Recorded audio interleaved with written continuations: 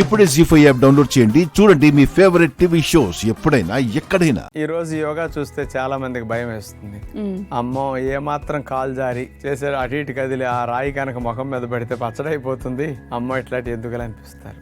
కానీ ఇక్కడ ఈ బ్రిక్స్ పెట్టి బ్యాలెన్స్ చేస్తూ యోగా చేయటం వల్ల కాన్సన్ట్రేషన్ ఎంత పెరుగుతుంది. అందుకని యోగాలో ఆ కాసేపు పడిపోకూడదని ఏకాగ్రంగా బాడీని ఆ కాలు అయితే బ్రిక్ పెట్టిందని కదపకుండా మిగతా వాటిని కదుపుతాం. అందుకని ఆ శ్రద్ధ ఏకాగ్రత బాగా పెరుగుతుంది. దాని కొరకు ఈ యోగా ఉపయోగపడుతుంది. మరి ఎలా చేయాలో చూడండి.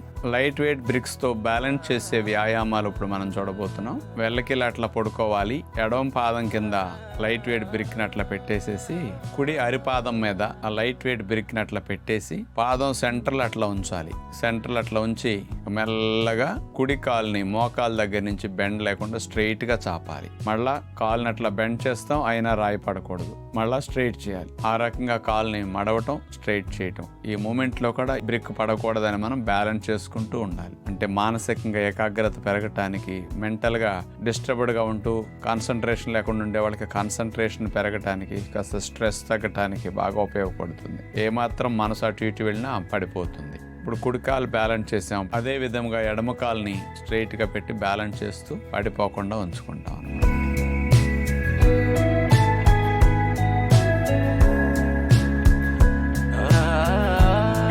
వ్యాయామం చూడబోతున్నాం. ఒక బ్రిక్ ని తల కింద పెట్టుకుంటే రెండో బ్రిక్ ని ఎడమ కాలు పాదం పైన అట్లా పెట్టేసి ఎడమ కాలుని స్ట్రైట్ గా చాపి 90 degrees అట్లా పెట్టి ఉంచుతాం. కుడి కాలుని స్ట్రైట్ గా చాపుతాం, మళ్ళా మోకాల దగ్గర ఫోల్డ్ చేస్తాం. కుడి కాలుని మూమెంట్ చేస్తాం, కానీ ఏమాత్రం ఎడమ కాలు పాదం పైన ఉన్న ఆ బ్రిక్ మాత్రం పడిపోకుండా మనం కాన్సన్ట్రేషన్తో దాన్ని ఏమాత్రం కదలనీయకుండా కుడి కాలుని అట్లా కదుపుతూ వ్యాయామం చేయాలి. ఎంతో శ్రద్ధ పెట్టి ఆలోచన అంతా ఇక్కడ పెట్టి మనసు అటు ఇటు వెళ్ళనివ్వకుండా అట్లా స్థిరముగా ఉన్నప్పుడే ఈ బ్రిక్ పడిపోకుండా బ్యాలెన్స్ చేయగలుగుతాం.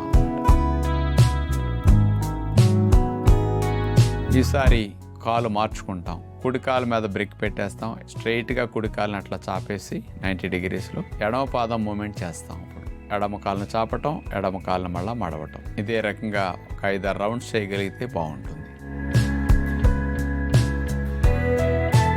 ఇక చివరిగా 2 బ్రిక్స్ ని 2 పాదాల కింద అట్లా పెట్టేసేసి 2 చేతులను అట్లా చాపేస్తాం. ఇట్లా బ్రిడ్జ్ పోజ్ ఎక్సర్సైజ్ లాగా చేస్తాం. సీటుని నడువుని పైకి లేపుతాం, మళ్ళా సీట్ని కిందకి దింపుతాం, మళ్ళా లేపాలి, మళ్ళా అట్లాగే దింపాలి. ఇలా ఒక 5-6 రౌండ్స్ చేస్తే నడుముకు మంచి వ్యాయామం అవుతుంది. మనసుకు కూడా కాన్సన్ట్రేషన్ బాగా పెరుగుతుంది, ప్రశాంతంగా అనిపిస్తుంది. స్ట్రెస్ తగ్గడానికి, యాంగ్జైటీ తగ్గడానికి చాలా చాలా మంచిది అనమాట. ఆ ఇటుకలు మామూలు మట్టి ఇటుక అంత బరువు ఉండదులేండి, భయపడకండి.